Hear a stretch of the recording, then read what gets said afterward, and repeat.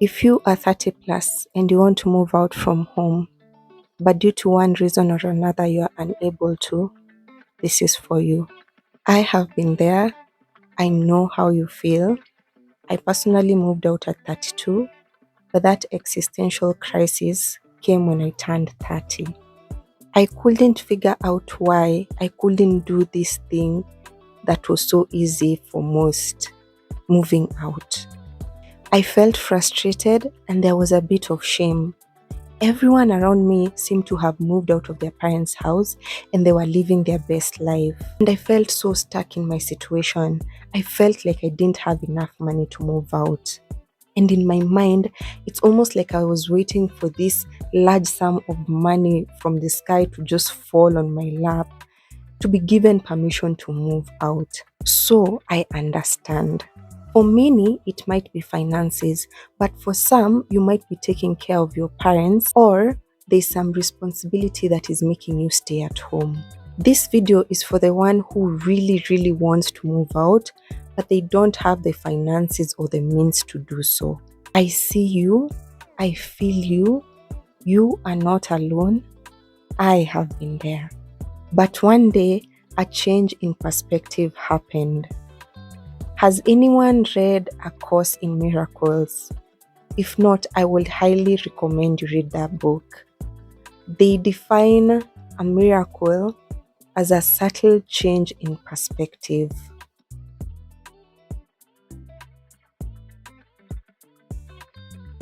Because many times that's exactly what is needed. A subtle change in perspective that leads to breaking our limiting beliefs and thus leads to us experiencing a miracle. My miracle came the day that I realized I was holding myself back when in my mind I thought that I needed to move out with everything I couldn't afford then. I wanted this, I wanted that, but at that time I couldn't afford it. And I thought, since I cannot afford these things that I want to move out with, then I can't move out. I'm not ready to move out. So I got stuck in this mode of feeling sorry for myself and I couldn't even move forward. I had this fixed mindset of I needed this much money to be able to move out. Granted, I wouldn't advise anyone to move out when they are not financially stable or they have very minimal funds. To be honest, hakuna haja uteseke because you're trying to prove something to society. Hakuna haja, just stay at home. But in my case, I realized it was an ego problem. I didn't want to start from the bottom. But in not accepting there's a beginning to everything, I got stuck in the same position year in, year out. It was when I got this mindset shift, rather a perspective shift, that you know what, Amanda, you can move out with the bare minimum and you work your way from there. You will figure it out and slowly work your way to where you want to be, that I finally made the decision to move out and start building my life. And the rest is history, as the historians say. I want to encourage anyone out there who is in the mindset that I was in then.